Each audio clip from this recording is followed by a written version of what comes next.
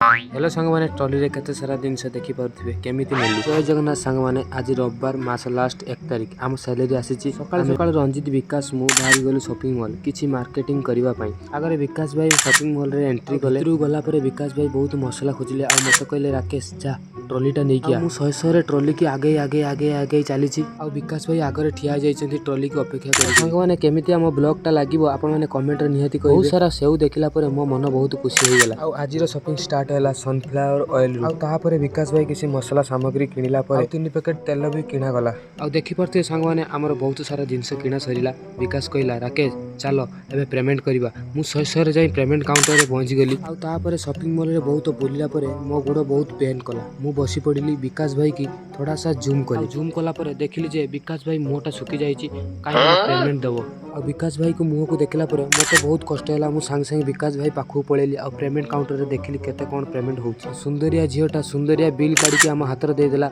आ संग संग हमें मार्केटिंग कंप्लीट करी हम संग माने देखा हबा नेक्स्ट ब्लॉग रे जय जगन्नाथ।